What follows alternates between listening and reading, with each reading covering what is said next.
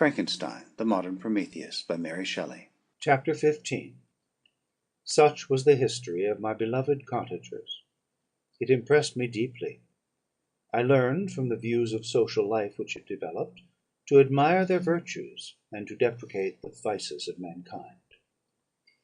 As yet I looked upon crime as a distant evil. Benevolence and generosity were ever present before me, inciting within me a desire to become an actor in the busy scene where so many admirable qualities were called forth and displayed. But in giving an account of the progress of my intellect, I must not omit a circumstance which occurred in the beginning of the month of August of the same year. One night, during my accustomed visit to the neighbouring wood, where I collected my own food, and brought home firing for my protectors, I found on the ground a leathern portmanteau, containing several articles of dress and some books. I eagerly seized the prize, and returned with it to my hovel. Fortunately, the books were written in the language, the elements of which I had acquired at the cottage. They consisted of Paradise Lost, a volume of Plutarch's Lives, and the Sorrows of Werther. The possession of these treasures gave me extreme delight. I now continually studied and exercised my mind upon these histories, whilst my friends were employed in their ordinary occupations. I can hardly describe to you the effect of these books. They produced in me an infinity of new images and feelings, that sometimes raised me to ecstasy, but more frequently sunk me into the lowest dejection. In the Sorrows of Werther, besides the interest of its simple and affecting story, so many opinions are canvassed, and so many lights thrown upon what had hitherto been to me obscure subjects, that I found in it a never-ending source of speculation and astonishment. The gentle and domestic manners it described, combined with lofty sentiments and feelings, which had for their object something out of self, accorded well with my experience among my protectors, and with the wants which were for ever alive in my own bosom. But I thought Werther himself a more divine being than I had ever beheld or imagined. His character contained no pretension, but it sunk deep. The disquisitions upon death and suicide were calculated to fill me with wonder. I did not pretend to enter into the merits of the case, yet I inclined towards the opinions of the hero, whose extinction I wept, without precisely understanding it. As I read, however, I applied much personally to my own feelings and condition. I found myself similar, yet at the same time strangely unlike to the beings concerning whom I read, and to whose conversation I was a listener. I sympathized with and partly understood them, but I was unformed in mind. I was dependent on none, and related to none. The path of my departure was free, and there was none to lament my annihilation. My person was hideous, and my stature gigantic. What did this mean? Who was I? What was I? Whence did I come? What was my destination? These questions continually recurred, but I was unable to solve them. The volume of Plutarch's Lives which I possessed contained the histories of the first founders of the ancient republics. This book had a far different effect upon me from the Sorrows of Werther. I learned from Werther's imaginations despondency and gloom, but Plutarch taught me high thoughts. He elevated me above the wretched sphere of my own reflections, to admire and love the heroes of past ages. Many things I read surpassed my understanding and experience. I had a very confused knowledge of kingdoms, wide extents of country, mighty rivers, and boundless seas; but I was perfectly unacquainted with towns and large assemblages of men. The cottage of my protectors had been the only school in which I had studied human nature. This book developed new and mightier scenes of action. I read of men concerned in public affairs, governing or massacring their species. I felt the greatest ardour for virtue rise within me, and abhorrence for vice, as far as I understood the signification of those terms, relative as they were, as I applied them, to pleasure and pain alone. Induced by these feelings, I was, of course, led to admire peaceable lawgivers, Numa, Solon, and Lycurgus, in preference to Romulus and Theseus.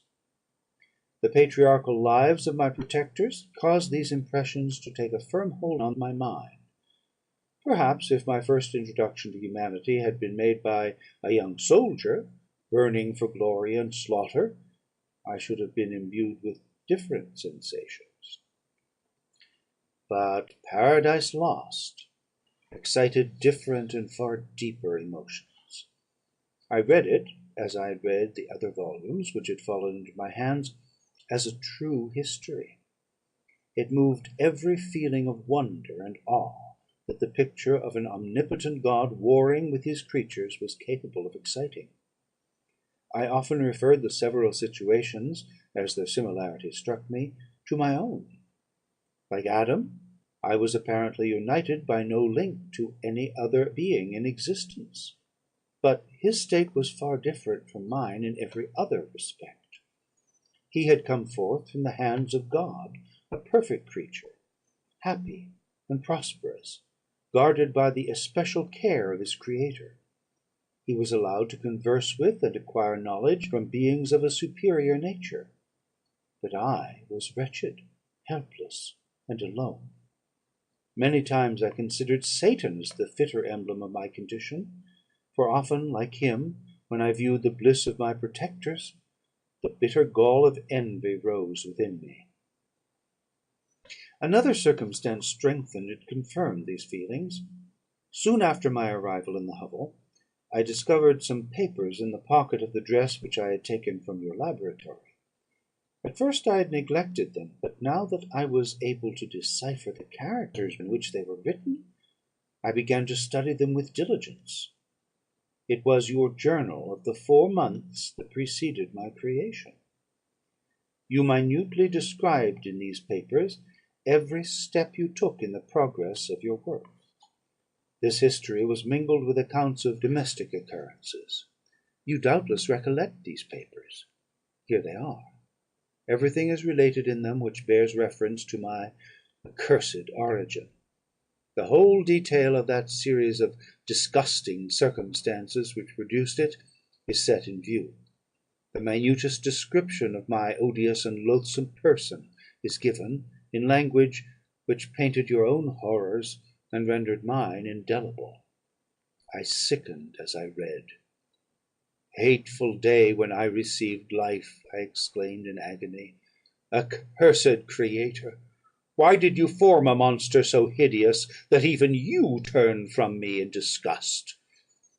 God, in pity, made man beautiful and alluring after his own image; but my form is a filthy type of yours, more horrid even from the very resemblance. Satan had his companions, fellow devils, to admire and encourage him; but I am solitary and abhorred." These were the reflections of my hours of despondency and solitude. But when I contemplated the virtues of the cottagers, their amiable and benevolent dispositions, I persuaded myself that when they should become acquainted with my admiration of their virtues, they would compassionate me and overlook my personal deformity. Could they turn from their door one, however monstrous, who solicited their compassion and friendship? I resolved at least not to despair, but in every way to fit myself for an interview with them, which would decide my fate. I postponed this attempt for some months longer, for the importance attached to its success inspired me with a dread lest I should fail. Besides, I found that my understanding improved so much with every day's experience, that I was unwilling to commence this undertaking until a few more months should have added to my sagacity. Several changes in the meantime took place in the cottage. The presence of Safie diffused happiness among its inhabitants, and I also found that a greater degree of plenty reigned there. Felix and Agatha spent more time in amusement and conversation, and were assisted in their labours by servants. They did not appear rich, but they were contented and happy. Their feelings were serene and peaceful, while mine became every day more tumultuous. Increase of knowledge only discovered to me more clearly what a wretched outcast I was. I cherished hope, it is true, but it vanished when I beheld my person reflected in water, or my shadow in the moonshine, even as that frail image and that inconstant shade. I endeavoured to crush these fears, and to fortify myself for the trial which in a few months I resolved to undergo. And sometimes I allowed my thoughts, unchecked by reason, to ramble in the fields of paradise, and dared to fancy amiable and lovely creatures sympathizing with my feelings and cheering my gloom. Their angelic countenances breathed smiles of consolation, but it was all a dream. No Eve soothed my sorrows, nor shared my thoughts. I was alone. I remembered Adam's supplication to his Creator, but where was mine? He had abandoned me, and in the bitterness of my heart I cursed him. Autumn passed thus. I saw with surprise and grief the leaves decay and fall, and nature again assumed the barren and bleak appearance it had worn when I first beheld the woods and the lovely moon. Yet I did not heed the bleakness of the weather. I was better fitted by my conformation for the endurance of cold than heat, but my chief delights were the sight of the flowers, the birds, and all the gay apparel of summer. When those deserted me, I turned with more attention towards the cottagers. Their happiness was not decreased by the absence of summer. They loved and sympathized with one another, and their joys, depending on each other, were not interrupted by the casualties that took place around them. The more I saw of them, the greater became my desire to claim their protection and kindness. My heart yearned to be known and loved by these amiable creatures. To see their sweet looks directed towards me with affection was the utmost limit of my ambition. I dared not think that they would turn them from me with disdain and horror. The poor that stopped at their door were never driven away. I asked, it is true, for greater treasures than a little food or rest. I required kindness and sympathy, but I did not believe myself utterly unworthy of it. The winter advanced, and an entire revolution of the seasons had taken place since I awoke into life. My attention at this time was solely directed towards my plan of introducing myself into the cottage of my protectors. I revolved many projects, but that on which I finally fixed was to enter the dwelling when the blind old man should be alone. I had sagacity enough to discover that the unnatural hideousness of my person was the chief object of horror with those who had formerly beheld me. My voice, although harsh, had nothing terrible in it. I thought, therefore, that if, in the absence of his children, I could gain the good will and mediation of the old De Lacey, I might by his means be tolerated by my younger protectors. One day, when the sun shone on the red leaves that strewed the ground and diffused cheerfulness, although it denied warmth, Safie, Agatha, and Felix departed on a long country walk, and the old man, at his own desire, was left alone in the cottage. When his children had departed, he took up his guitar, and played several mournful but sweet airs, more sweet and mournful than I had ever heard him play before. At first his countenance was illuminated with pleasure, but as he continued, thoughtfulness and sadness succeeded. At length, laying aside the instrument, he sat absorbed in reflection. My heart beat quick. This was the hour and moment of trial, which would decide my hopes or realize my fears. The servants were gone to a neighbouring fair. All was silent in and around the cottage. It was an excellent opportunity. Yet, when I proceeded to execute my plan, my limbs failed me, and I sank to the ground. Again I rose, and, exerting all the firmness of which I was master, removed the planks which I had placed before my hovel to conceal my retreat. The fresh air revived me, and with renewed determination I approached the door of their cottage. I knocked. "Who is there?" said the old man. "Come in." I entered. "Pardon this intrusion," said I. "I am a traveller in want of a little rest. You would greatly oblige me if you would allow me to remain a few minutes before the fire." "Enter," said De Lacy, "and I will try in what manner I can relieve your wants. But unfortunately my children are from home, and as I am blind, I am afraid I shall find it difficult to procure food for you." "Do not trouble yourself, my kind host. I have food. It is warmth and rest only that I need." I sat down, and a silence ensued. I knew that every minute was precious to me, yet I remained irresolute in what manner to commence the interview, when the old man addressed me. "By your language, stranger, I suppose you are my countryman. Are you French?" "No, but I was educated by a French family, and understand that language only. I am now going to claim the protection of some friends whom I sincerely love, and of whose favour I have some hopes." "Are they Germans?" "No, they are French. But let us change the subject. I am an unfortunate and deserted creature. I look around, and I have no relation or friend upon earth. These amiable people to whom I go have never seen me, and know little of me. I am full of fears, for if I fail there, I am an outcast in the world for ever." "Do not despair.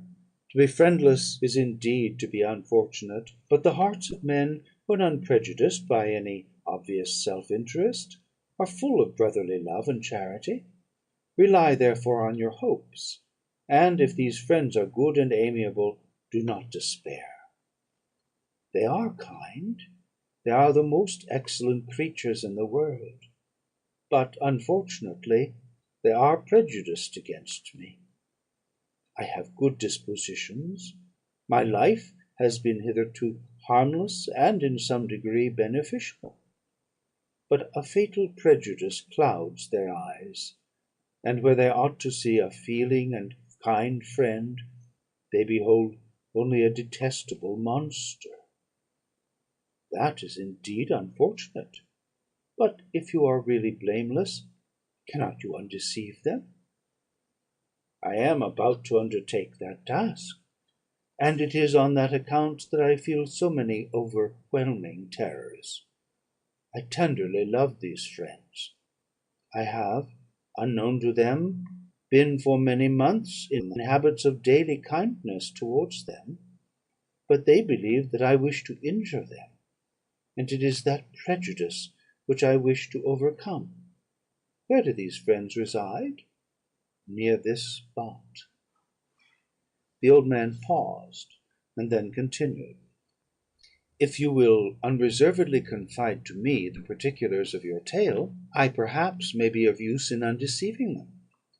I am blind, and cannot judge of your countenance; but there is something in your words that persuades me that you are sincere.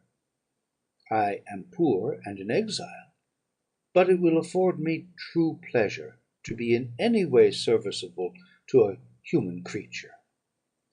Excellent man, I thank you, and accept your generous offer. You raise me from the dust by this kindness, and I trust that by your aid I shall not be driven from the society and sympathy of your fellow creatures. Heaven forbid!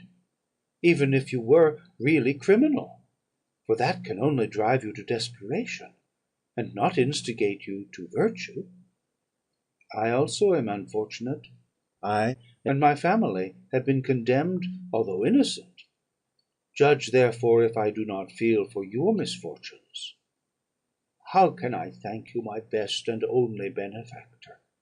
From your lips first have I heard the voice of kindness directed towards me. I shall be for ever grateful, and your present humanity assures me of success with those friends whom I am on the point of meeting. May I know the names and residence of those friends?" I paused. This, I thought, was the moment of decision, which was to rob me of, or bestow happiness on me for ever. I struggled vainly for firmness sufficient to answer him, but the effort destroyed all my remaining strength. I sank on the chair and sobbed aloud. At that moment I heard the steps of my younger protectors. I had not a moment to lose, but, seizing the hand of the old man, I cried, "Now is the time. Save and protect me. You and your family are the friends whom I seek. Do not you desert me in the hour of trial." "Great God!" exclaimed the old man, "who are you?" At that instant the cottage door was opened, and Felix, Safie, and Agatha entered. Who can describe their horror and consternation on beholding me? Agatha fainted, and Safie, unable to attend to her friend, rushed out of the cottage. Felix darted forward, and with supernatural force tore me from his father, to whose knees I clung. In a transport of fury, he dashed me to the ground, and struck me violently with a stick. I could have torn him limb from limb, as the lion rends the antelope, but my heart sunk within me, as with bitter sickness, and I refrained. I saw him on the point of repeating his blow, when, overcome by pain and anguish, I quitted the cottage, and in the general tumult escaped unperceived to my hovel. End of Part 19 of Frankenstein.